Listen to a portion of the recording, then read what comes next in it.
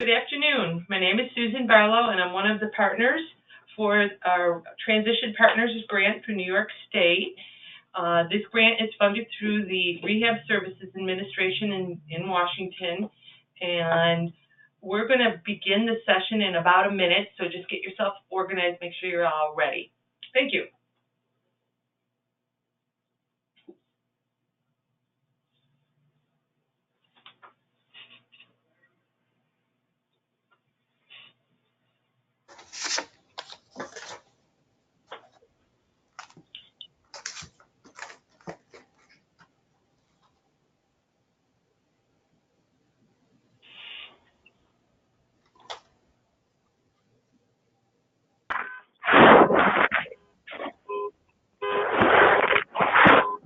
Hi.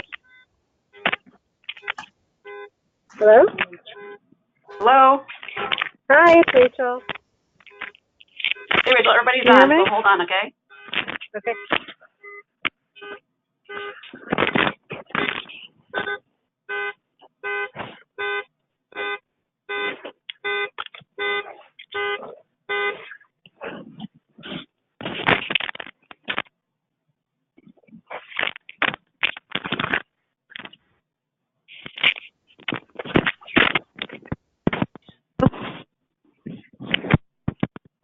Rachel, can you mute?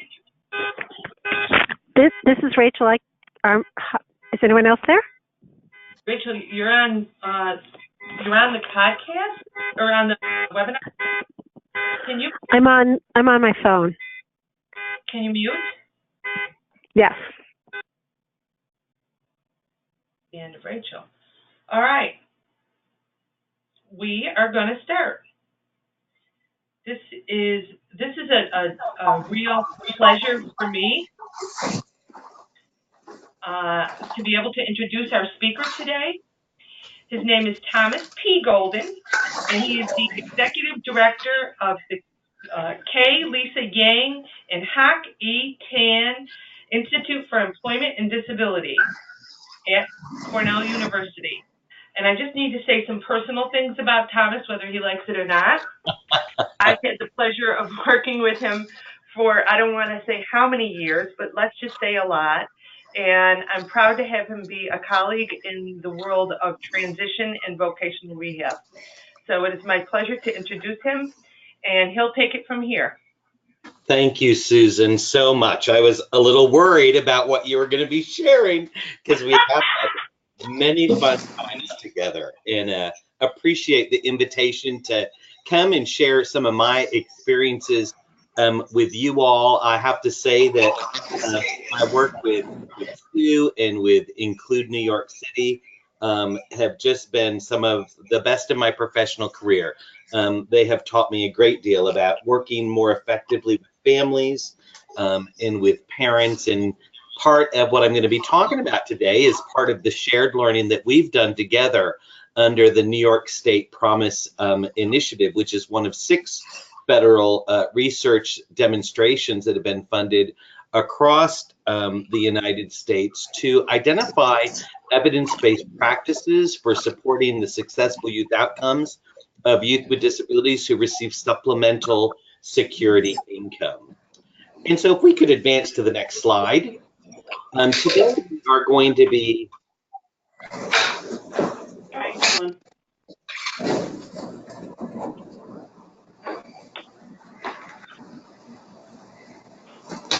talking about how best to support work, healthcare, and self-sufficiency for youth with SSI. Now, many of you know that the Social Security Administration administers 2 really important disability programs that provided much needed cash benefits and health care for individuals with disabilities, those being Supplemental Security Income and Social Security Disability Insurance. Given the brevity of our time together today, I am going to be focusing in on some general rules, as you can see in the next slide, pertaining to these 2 really important benefit programs, and talk to you a little bit about how those benefits for those individuals that are receiving SSI are impacted by earnings, and then want to lay out for you 4 really important tools or incentives that we know are critical to support a youth's effective transition to greater economic self-sufficiency, and then lay out a tool to help you kind of gauge your own need for support in helping either yourself or your child actually be able to navigate their pathway to work while receiving those benefits. So let's jump into our content as we go to the next slide.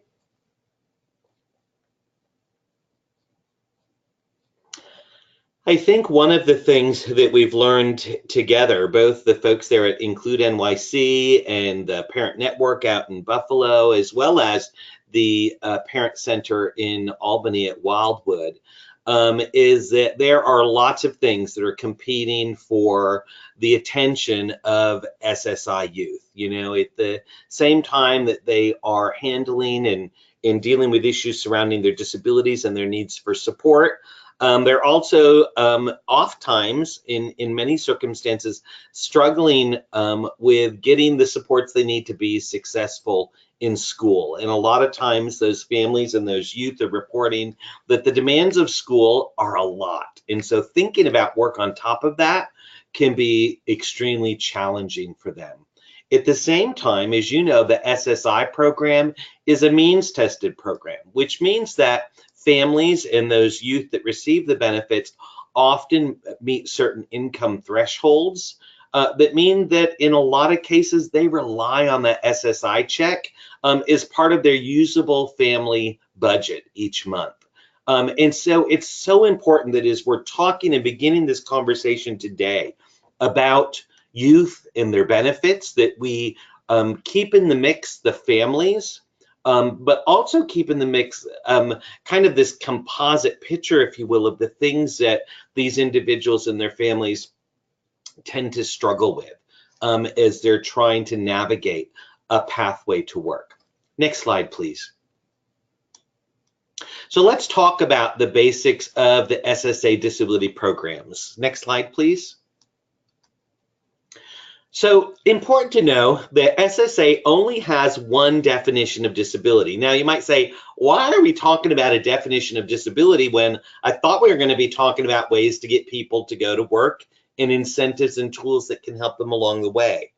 It's really important to understand the definition of disability because an individual's eligibility and continued eligibility often ties back to the disability standard that SSA has. And that's defined as the inability to engage in substantial gainful activity, or SGA, due to a medically determinable physical or mental impairment that will prevent SGA for at least 12 consecutive months and or result in death.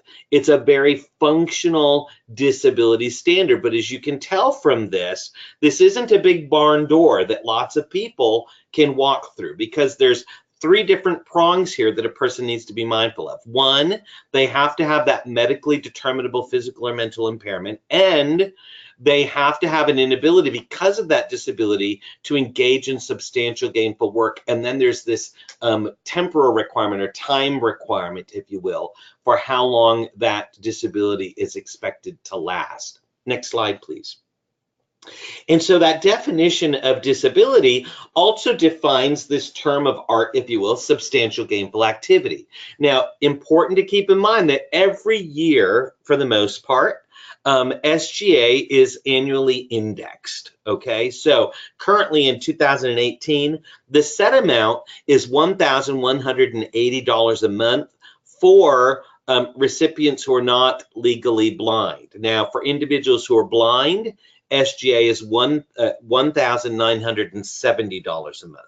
And so if you go back to that definition real quick, you can insert those numbers so that when we're talking about whether or not a person is to be determined eligible for benefits, it's part of that prong is, do they earn and have an inability to earn more than this amount each month? That SGA level is so critical. And while we're not going to talk about the Social Security Disability Insurance Program today, hopefully in the future we may have a webinar on that, and you will understand a great deal more about how SGA impacts return to work under that program. Next slide, please.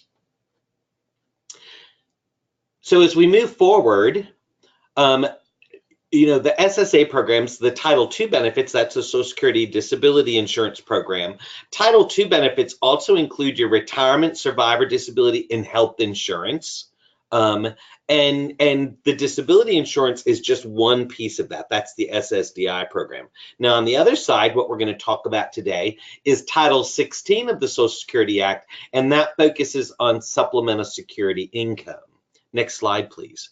So what's important to really think about with these two programs is that SSDI is an insurance entitlement. You're only going to recognize those benefits if you've paid enough into the system to have coverage under that insurance program. And you see here on this slide that that's going to cover spouses at least age 62 or if caring for either a child under 16 or a disabled child of the worker, divorced spouses, children, but also provide childhood disability benefits to adult children who are 18 years or older of a retired, disabled, or deceased worker who have the onset of their disability before the age of 22, and they're that child of somebody that's paid into this program. Again, think about it like your car insurance or your life insurance or your health insurance. You have to pay that premium to be able to pull this down.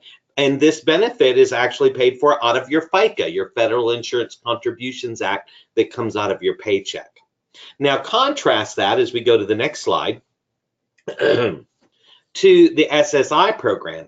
SSI is not an insurance-based entitlement. It's a means-tested entitlement. And so it's only intended to bring an eligible individual up to a minimum level of income. Now, a lot of people think that you can apply for SSI. Basically, when you do an application to Social Security, they'll determine which of the two benefit programs you're eligible for based on A, whether you've paid into the insurance, into FICA, the required amount, so that you can get that Title II benefit, or if you've not, whether or not you pass an income and resource test so that you're eligible for SSI. But there's a big difference between the two programs. In return to work under both of those programs is very different. And we're going to take some time to talk about that today under SSI. Next slide, please. So what affects your benefit amount? As I already mentioned, under the Social Security Disability Program, only workers' comp or other federal or state disability payments can affect that payment level. And earnings from employment at some point in your return to work history, once you're over certain income thresholds, is going to impact that amount, okay? And that's where that SGA test is going to come in. For SSI, it's any income, either earned or unearned income that a person's going to get that's going to affect their benefits. And I'm going to show you how that formula or calculation actually works so that you have a deeper understanding. Next slide, please. Now, there are four basic types of income that are important to understand. We have earned income. I think that's probably the most self-explanatory one because that's the money that you get from the man. You know, that's that paycheck that you're getting every week and or those tips that you get in your job that you actually are doing work for.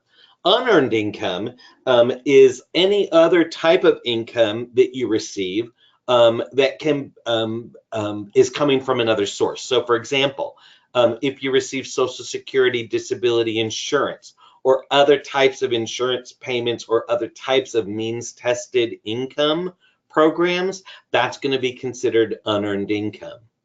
Another type of income, though, is deemed income.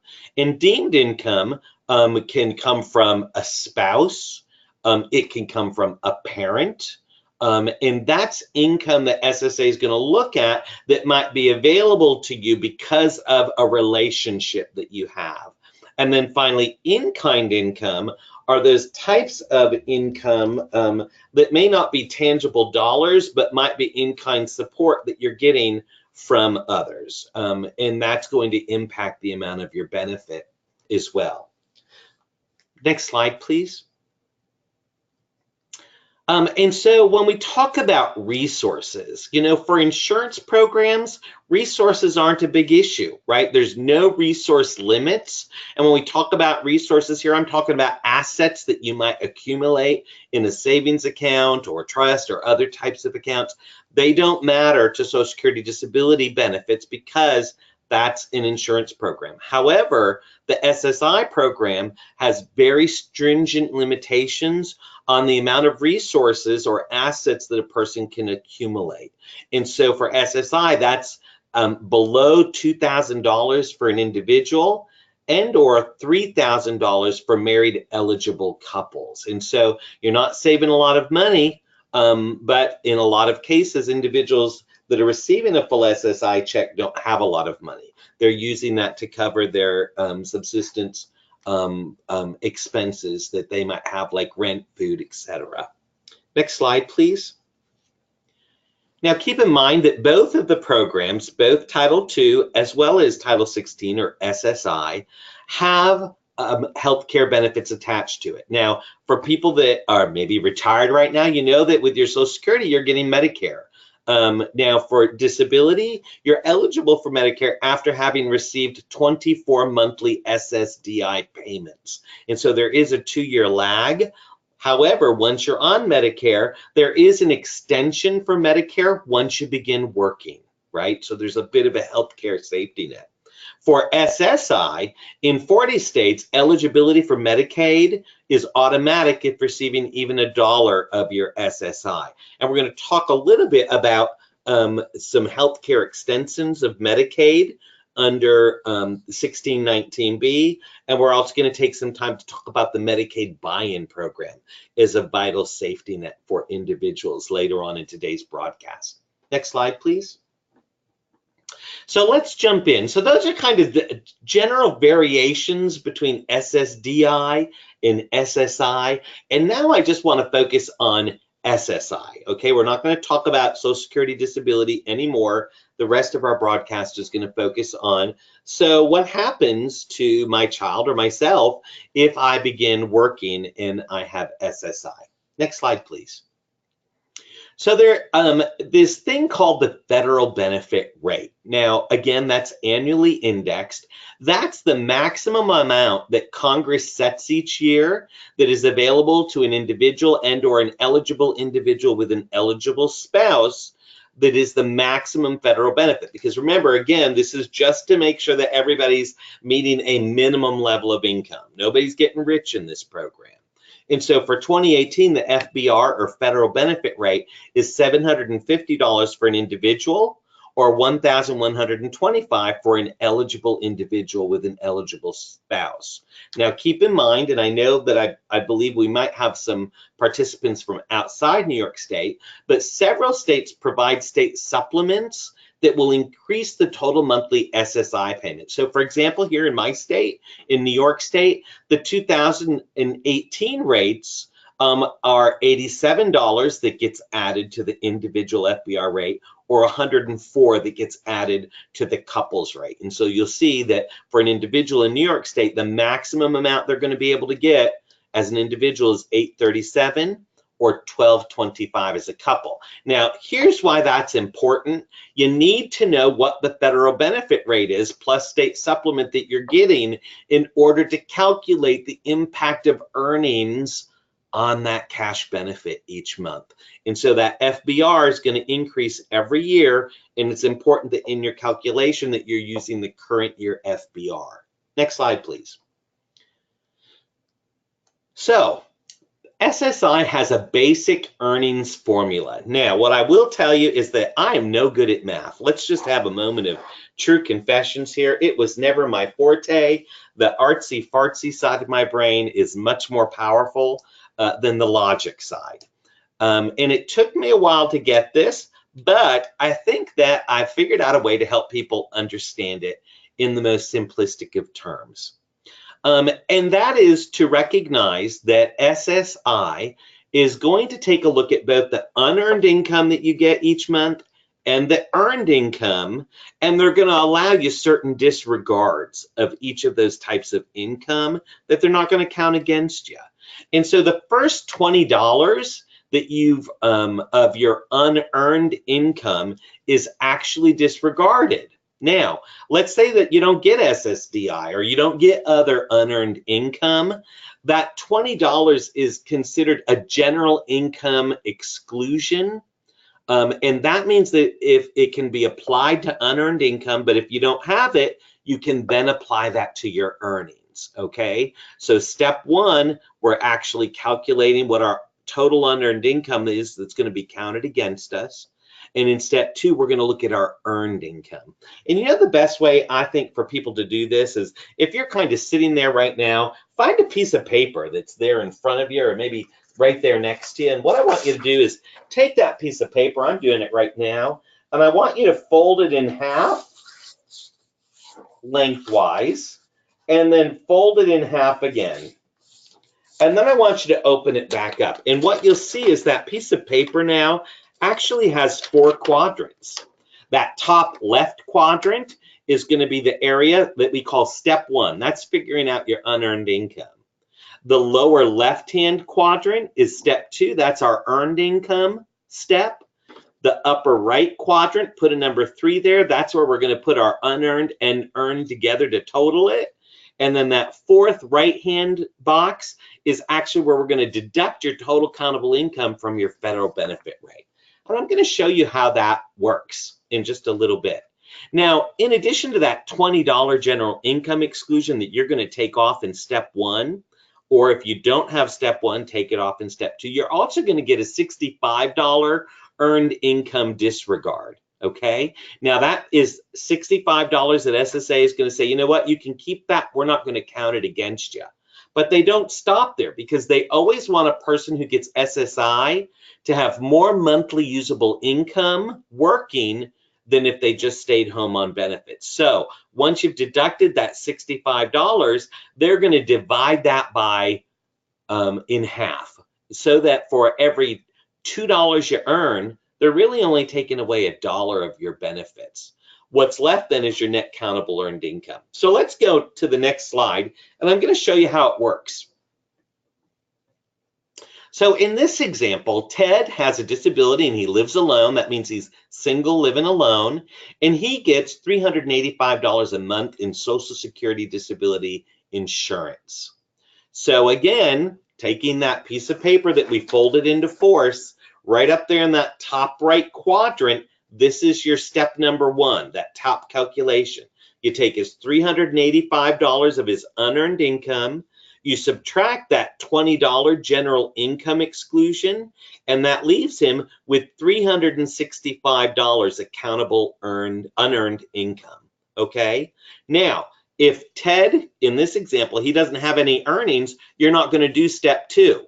Also, you don't need to do step 3 because you don't need to add the 2 together. So in Ted's case, given he just has unearned income, you're going to skip right to step number 4. And right there is where you're going to put in that federal benefit rate. Again, let's say that he's in a state that doesn't provide a state supplement. So the max he can get is $750. You're going to deduct from that the $365 of his countable unearned income, and that leaves him with an adjusted SSI payment check of $385. So you see in this example how somebody who earns unearned income, the income is going to count against the total dollar value of that cash benefit that they're going to get that month. Now let's go to our next example here, because now I want to show you, now I want to show you what that looks like. Thank you. If we have Ted living alone, he's still going to get that in this case, we're just going to do earnings. And so what we're doing is taking what was that $385 in SSDI, and we're saying he's making $385 a month.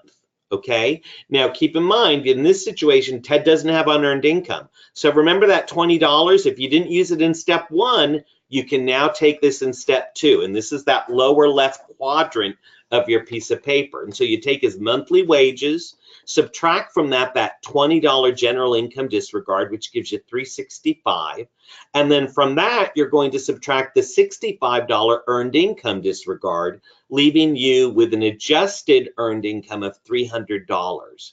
Now, again, remember that 1 for 2 deduction I told you about. For every $2 he earns, they're only going to take away $1 of benefits. So right here's where you divide by 2, which means he only has $150 in countable wages. That's step number 2. We just completed that. Now, given he didn't have any unearned income in step 1, that means we don't need to do step 3 because we don't need to add the unearned countable and the earned countable together. We can go right to step 4, which is taking his, because he's living alone, $750 federal benefit rate, subtracting the $150 of countable earned income, leaving him with an adjusted SSI check of $600.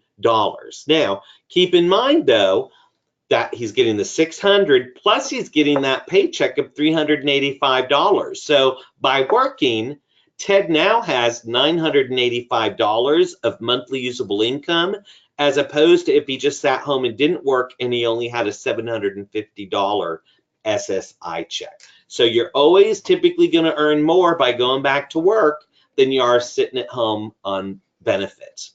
Now let's go to budget example number 3. Because, I already did that one, thank you. So in budget example number 3, what I want to do is kind of put it all together for you, okay? So again, Ted's still living alone. He's earning $385 a month. He's getting $385 in SSDI as well, okay? So again, we got to start out in that first upper left-hand quadrant with step number 1.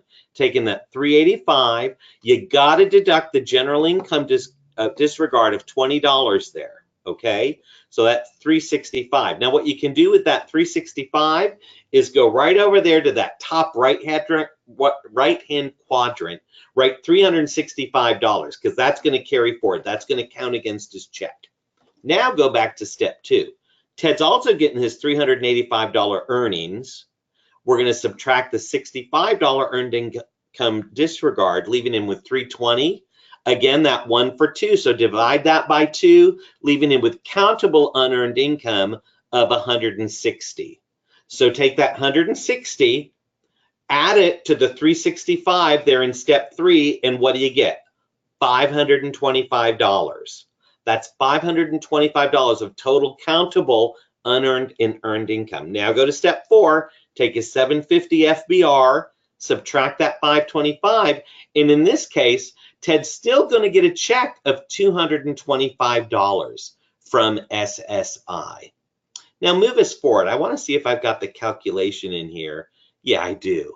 And so in this example, he's still going to keep his $385 in SSDI, his $385 in earnings, plus his modified $225 check. And here you'll see, instead of sitting at home just getting the amount that he was, now he's actually earning $995 is what his monthly usable income is. So let's go forward.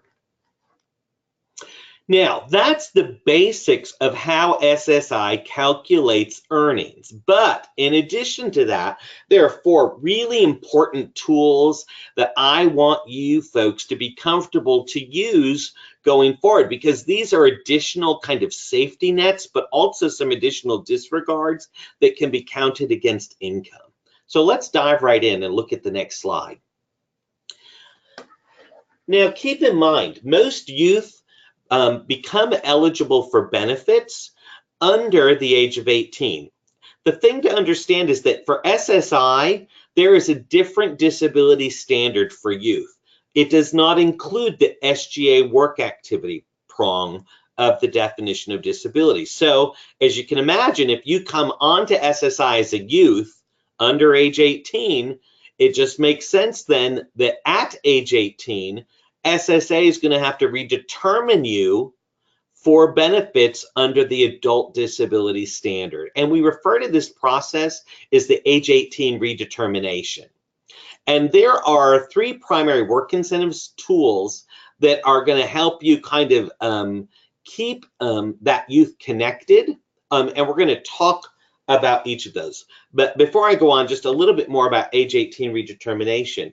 So somewhere within a year of that child turning 18 or having turned 18, you will need to complete an age 18 redetermination. It's going to be important that you have the right types of documentation available to support that child. A good number of youth that are on SSI as a youth are found to not be eligible for benefits as an adult at the age of 18. Now, of those that appeal that decision, about half of them are found then eligible for adult benefits, but there's still a good number of youth that are not. And I consider the age 18 redetermination a high stakes game, right? Especially at this point in a kid's life, as they're thinking about moving up as adults, maybe leaving school and going on to post-secondary education or going on to employment or vocational training. That age 18 redetermination is critical. And it's a point when we want to make sure that kids have really adequate safety nets so that their economic self-sufficiency isn't going to be compromised. And so this stay connected incentive is really important. And let me tell you a little bit more about that in the next slide. If we could go to the next slide, thank you.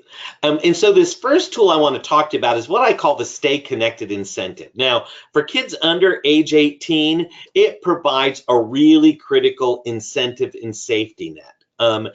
In that, this Section 301 protection, or the Stay Connected incentive, allows the SSI payments to continue after a negative age 18 redetermination, as long as that youth has an individualized education program, or IEP, under the Individuals with Disabilities Education Act. They're participating in special ed, or they have an individualized plan for employment under vocational rehabilitation, or is participating in the PROMISE treatment group. That's that research demo that I was telling you about. And so as long as a kid is engaged in an IEP or an IPE or engaging in PROMISE, SSA really wants to invest in those kids, because that means they're probably working toward employment. They probably have transition plans that is part of their academic program. They've probably already been connected to community providers, and SSA wants to invest in that. So this Section 301 protection of the Stay Connected incentive says that as long as a kid stays in school, is actively participating in that IEP or IPE or PROMISE, then they'll continue to get their SSI check after a negative age 18 redetermination, until at which point they've completed that program. That also applies to adults if they're enrolled in an approved vocational rehabilitation program, such as the Ticket to Work, or they're engaging with the State Vocational Rehabilitation Unit. So this Stay Connected incentive is so important, because what it is it's really about SSA investing in your child's future and their transition planning, and saying as long as this kid is continuing to work towards successful adulthood, we have a pretty good idea that that kid is probably going to achieve some adult success and probably eventually going to come off from benefits. And so the Section 301 protection provides a really critical economic safety net at a time when kids probably need it most. Moving ahead, please. Now, there is some new guidance for youth as we're looking at this age 18 redetermination. So all youth should tell SSA during the redetermination interview about their participation in special ed or voc rehab and or PROMISE, and they're going to need to complete Section 10 of the form SSA 3368. And don't worry, I'm going to show you what that looks like. And with that form and that completed Section 10, you're going to want to provide copies of the IEP, IEP, or their PROMISE plans or documentation that they're participating in PROMISE. Next slide, please. So what Section 10 does is it basically is looking at an individual's vocational rehabilitation, employment, or other support services that they're getting. And you're going to want to complete this portion comprehensively. Make sure that you're putting in names of the organization or school that's providing the support, who a contact person is, the phone number, the mailing address, city, state, zip, and the country. This is all critical because what it will allow SSA to do is to verify that your child is actually actively engaged in either an IPE, IEP, or a promise. Next slide, please. In addition, they're going to want to identify whether or not they're still participating in the plan or program. An answer of no is basically finding you ineligible for Section 301 coverage, okay? Yes is going to verify that you're still engaged, you're actively participating, and you're going to give SSA an idea of the point in time at which you expect to complete that plan or program. So for example, if it's a youth who's age 18, but they're planning on staying in school till they're 21, then you would put the date of their graduation at the age of 21 there. And then under 10E here, you're going to want to list the types of services, tests, or evaluations that you received, and provide that type of documentation with this. So Section 10 is a critical section of the form that you need to complete when you're going in to do your redetermination interview. Next slide, please. Now, before I go on to the second tool I want to tell you about, I'm just going to pause, Susan, to see have any questions come in up to this point that I should be responding to.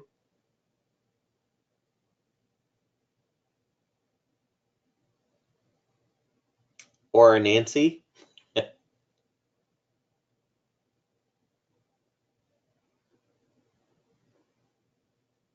There's no questions. Okay, thank you so much. So I'm going to talk about some other income exclusions. Now, remember how we took that piece of paper and folded it into quarters?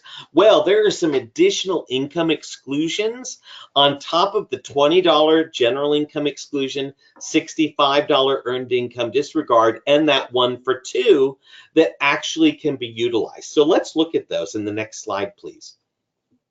These income exclusions actually are good. And so here you'll see that I've broken the budget example sheet here down into those 4 steps.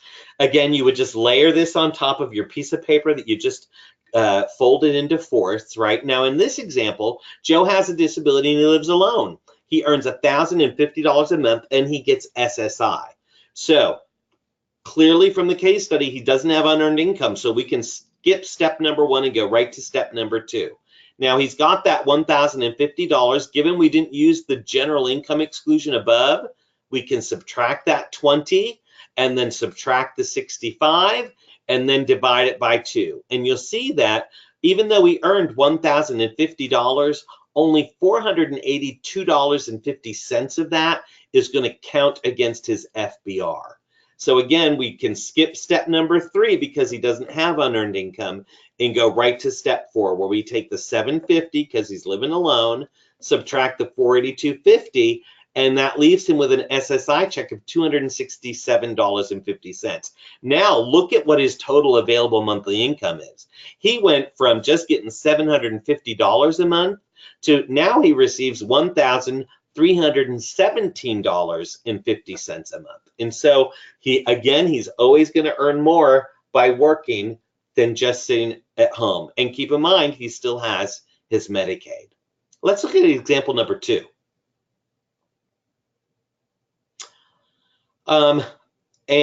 Before we get to example number 2, there are some additional income exclusions that I told you about. One of those is the student earned income exclusion. This is a vital tool for you to understand if you have a youth who's under the age of 22. Now, SEIE, or student earned income exclusion, allows a significant amount of the youth's monthly annual income to be excluded from the income calculation. Now, a student is defined as an individual who's regularly attending school and or being homeschooled and is under the age of 22. Now, in 2018, the monthly maximum deduction that you can take is $1,820 a month, up to an annual maximum of $7,350. So let's take a look at how that figures into the calculation in the next slide.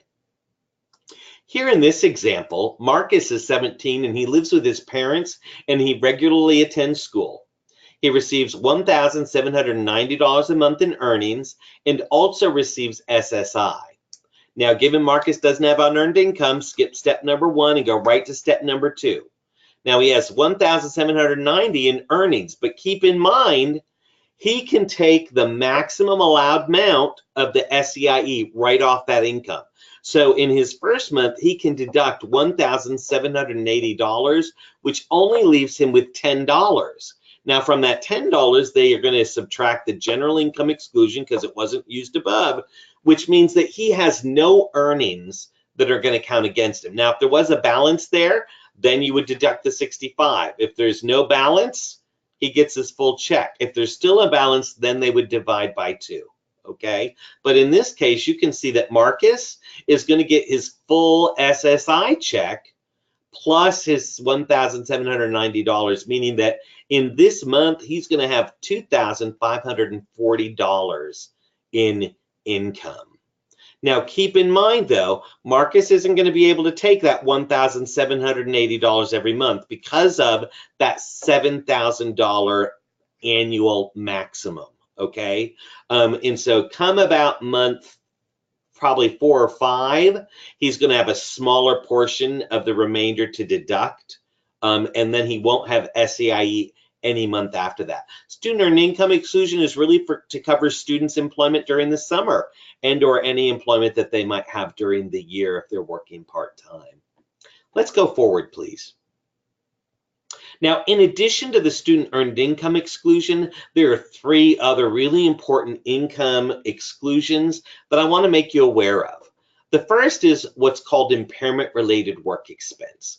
And SSA allows income deductions from gross wages for disability-related work expenses, services, and or items that are necessary to support the recipient's work effort that they pay for out of pocket.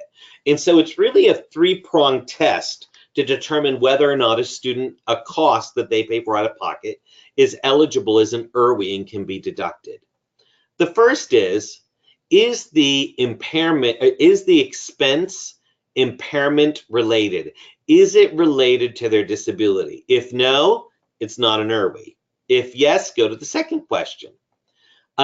Is the expense needed to allow the individual to do their job and or work? If yes, good. If no, it's not an impairment-related work expense. The third question is, did the individual pay for it themselves? If no, it's not an impairment-related work expense. If it's yes, then that deduction would account as an impairment-related work expense. So let's go back 1 slide to our worksheet, and I want to show you where that is. Thank you. And so if you look there in step number 2, after the deducting the $65 earned income exclusion, you'll see right there is IRWI. And so let's say that Marcus uses a wheelchair and public transportation is not available. So he has to take specialized transportation to and from work, and it costs him about $500 a month. Well, it's related to his disability. If he didn't pay for it, he couldn't work because he couldn't get to work, and he's paying for it out of his pocket. So that would qualify as an IRWI. You could deduct that $500 from any remaining earned income here after you've done the student earned income exclusion, the general income exclusion, and the earned income disregard. Now, the thing to notice about where IRWI is placed in this calculation, though, is that it's before you divide by 2. That means that Marcus, he's only going to be getting 50 cents on the dollar for what he paid out of his own pocket, okay? That's important to recognize. The SSA is only reimbursing him through his SSI check for up to 50 cents on the dollar because it's before we divide by 2. Let's go forward again. because now I want to talk to you about blind work expense. Now, a lot of people think that because I talk about impairment-related work expense and blind work expense together and they sound similar, that they're the same thing. They are not. They're two completely different income deductions. Of course, only a person who is blind is entitled to the BWE, or blind work expense. And what that is it allows a blind recipient to deduct from their countable earned income actual expenses that are reasonably attributable to work. It does not have to be necessarily just because they're blind, okay? It's not impairment related. It's just work expenses that a person who's blind has to pay for out of pocket. So you can see that this is a pretty good work incentive, because if you stop and think about the cost associated with you going to work, I'll just tell you a little bit about my day. So I had my breakfast at Starbucks. I'll have my lunch while I'm here.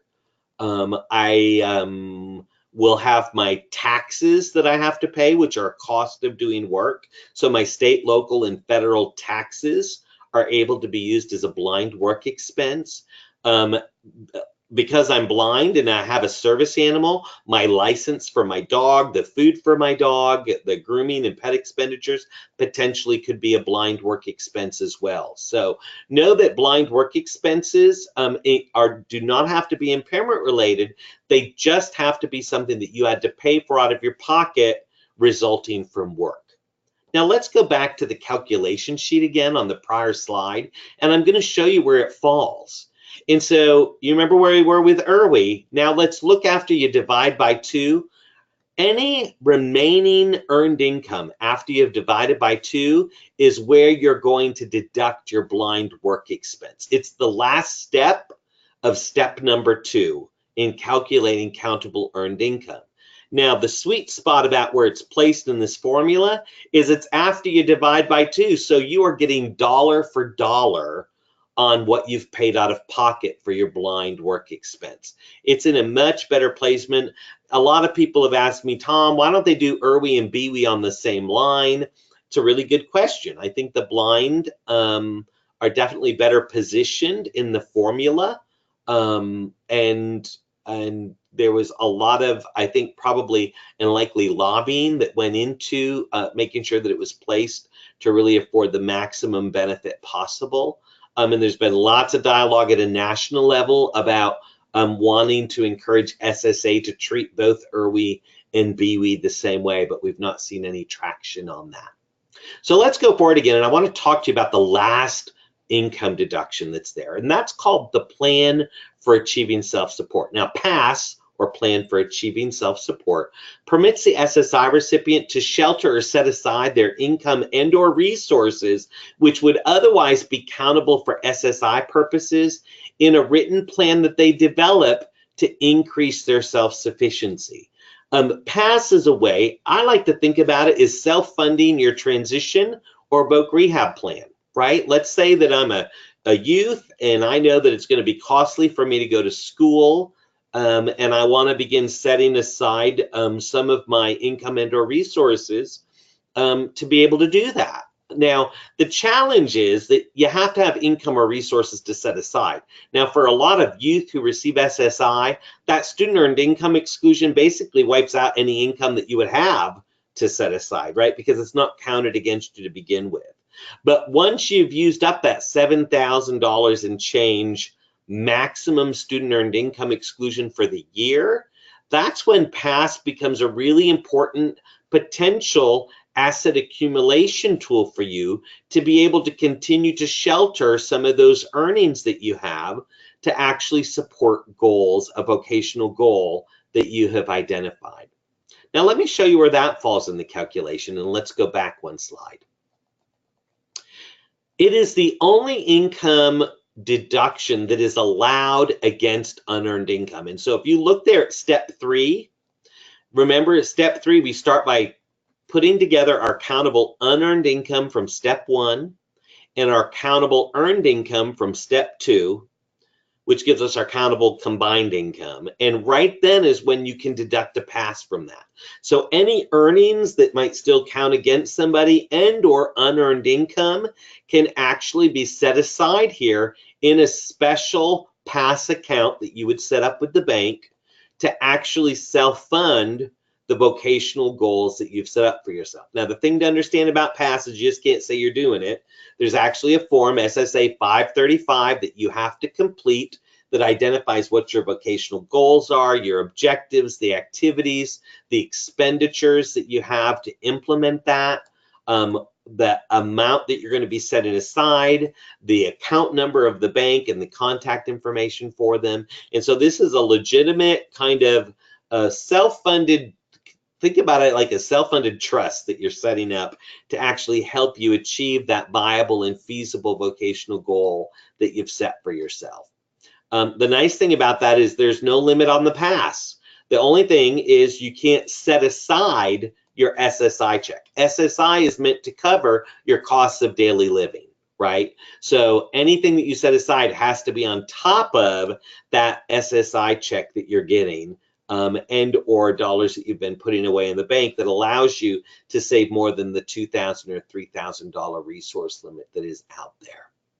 So PASS is a really good tool. It's not for everybody, but for those individuals that might be thinking about post-secondary education or vocational training where they might have to pay out of pocket, it could be a really valuable resource. I worked with a young man up in the Buffalo area who we helped get a PASS together. And he had actually worked at a local McDonald's part-time, but had a wonderful job to go to a warehouse distribution center outside of Buffalo, but public transit didn't go there, and so he needed a car. And so we helped him put a PASS together to actually acquire a car so that he could actually upgrade in his job to a full-time position with benefits. And so their PASS is a really good tool for helping people become more self-sufficient. And that's kind of a key to the plan for achieving self-support. Is it really is an SSA is going to gauge this against, is it going to make the person less reliant on benefits going forward? If so, they'll likely invest in that. So if you could put us forward again. And so these are really important other income exclusions to think about that you're going to apply there at step 2 and step 3. Now let me talk to you about another tool as we go forward.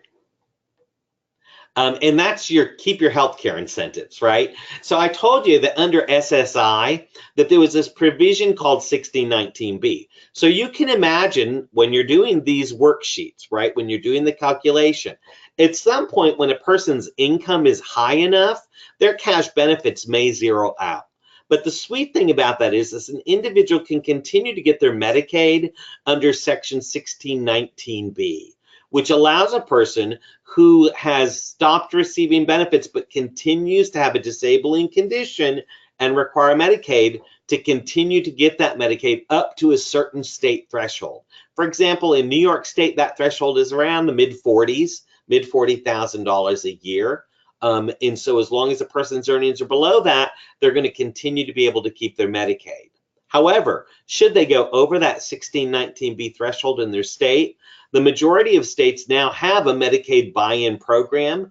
In New York State, the oxymoron of it is it's really the Medicaid premium-free buy-in program. You're not buying into anything really in New York State because the program is free. And so know that some states have Medicaid buy-in programs, and I've provided links here. In the first link is a link to tell you what the 1619B thresholds are for your state. And the second link is actually to a fact sheet about the Medicaid buy-in programs across the United States so that you can identify whether or not your state has them and learn a little bit more about the rules that apply. Moving forward, I want to talk about our, well, I'm going to talk about extended Medicare first. I forgot I had this in here. So remember at the beginning, I told you that SSDI also has some healthcare safety nets.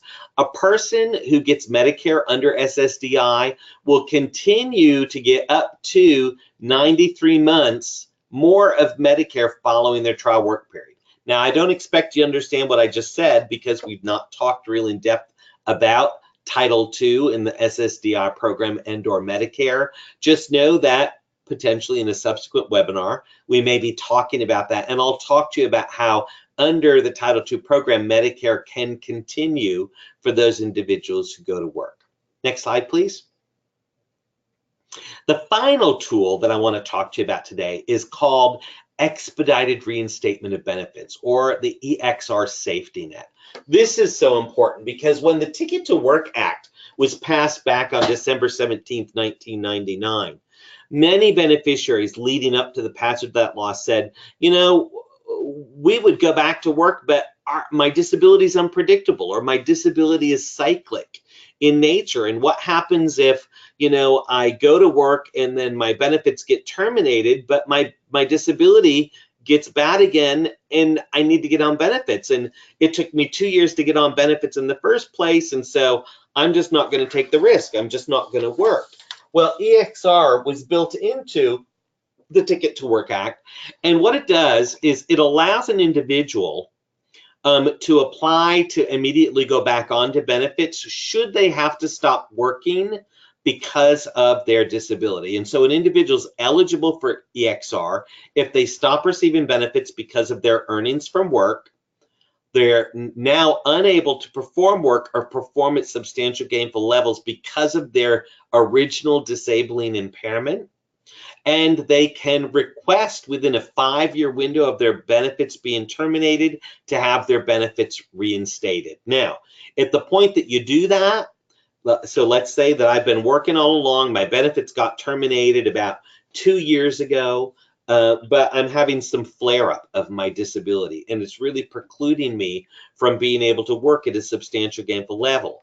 I put in my application for expedited reinstatement of benefits, and while I'm waiting SSA's decision as to whether or not they determine I'm eligible, they're going to provide me provisional benefits while the decision is made to reinstate my benefits. Now, the sweet thing about those provisional benefits is you don't have to pay them back. So let's say in 5 months, they come back and they say, Tom, you know what, we learned that you were fired. It had nothing to do with your disability, and so we're not going to be reinstating your benefits.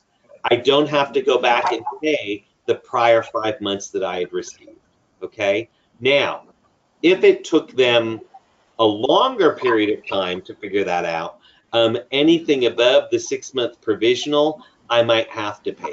But just know that the EXR Safety Net provides a really important critical support for people who are worried about maybe their disability becoming exacerbated within a 5-year window of their benefits having ceased. They can apply to have those immediately reinstated. Next slide, please. Thomas, this is Barbara from Include. I think we have some questions. How are you? I think we have some questions, and I'm not sure how many more slides you have left. We do want to leave time for the audience to ask a few things, and we're getting close to time. So I wanted to know whether you wanted to pause for questions for a moment or finish the remaining. No, let's pause. Okay. I think, Nancy, I can't see the questions, so. They were sent to Thomas. They were sent to Thomas. Hold on. Where were they sent to Thomas? In the questions, let's see. I guess I need to open that box. My apologies. I don't have it open. Okay. Can you see them? Well, so Want me to read them to you? I need you to read them to me. I have a visual impairment and it's too small. Okay, so the first question is, my daughter has an appeal hearing next week. She's already been denied as an adult. She has an IPE with SSVR. Should we request the judge to put her on a 301 incentive when we see the judge next week? Absolutely. If you are still in the appeal and you're within your time frame, you should take the documentation with you. I would also pull back up that form that I had referenced before. Make sure that you completed section 10 correctly and that you've listed all that. Take a copy of the IPE with you. Slap that down in front of the judge. I don't see how they can deny Section 301 protection, not if she's actively engaged. Okay, next question. Any examples if the young adult lives with their parent? But you might have already answered that one. Yeah, well, in that situation, keep in mind that the amount of your SSI check is going to be dependent on your living arrangement. So someone who's living alone gets a higher SSI rate, that's 750, than somebody who might be living in a home with others, which would be the case of this individual. And so in that case, they would get about a third less because they would be considering that person to be getting some in-kind support. So know that the formula is still the same. It's just their federal benefit rate in step 4 is going to be lower. Okay, so the next question is, does a child having a duplication of chromosome 16p11.2 qualify for SSI? They do have an IEP. Might could. Yeah, right. I'm thinking the same thing. I think it depends on how that's affected their functioning ability. Yeah, that's a question for the State Disability Determination Service. I don't know that I can answer that. Okay, so then the next one is Thomas. A past plan no longer needs to be coordinated with the SSA staff, question mark? Oh, no, it does. Actually, there's a past cadre that when you do your application, it will be submitted to them and they will review it. I've been really pleased with how the past cadre has been working. I'm finding that they're using this mantra of modify before deny.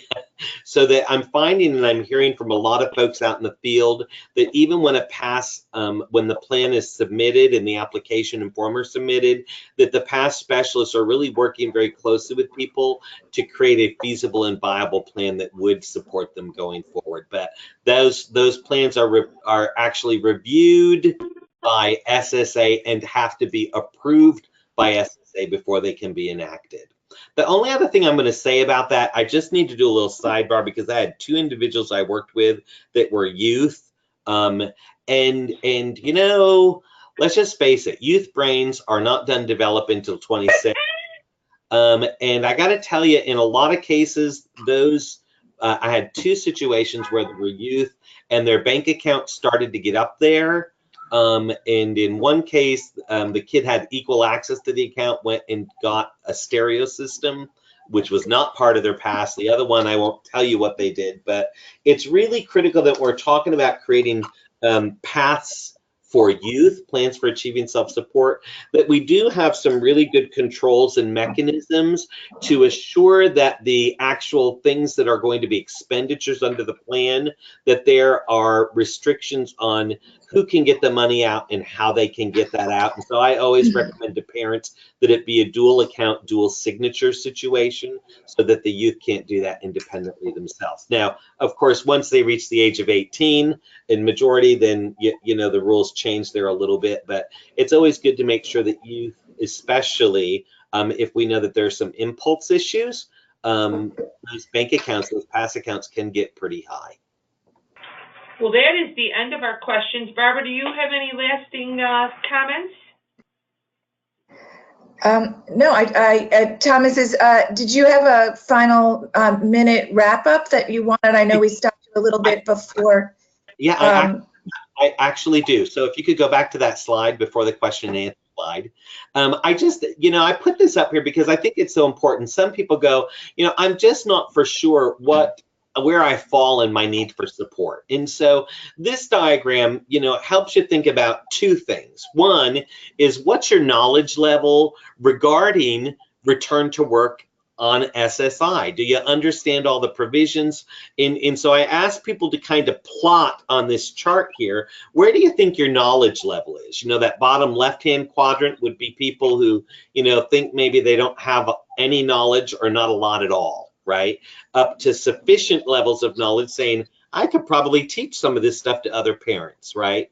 But the other important thing is kind of this independence scale along the bottom, and that's knowing what to do with the information you have. So for example, do you know how to do a pass application? Do you know how to submit it?